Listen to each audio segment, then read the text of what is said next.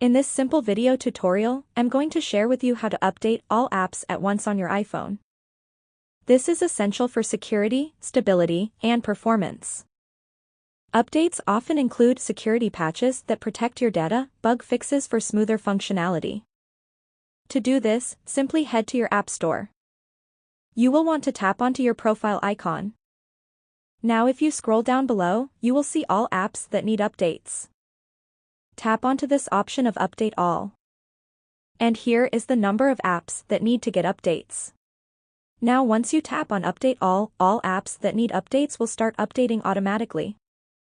This ensures compatibility with the latest iOS version, reducing glitches, and improving overall performance.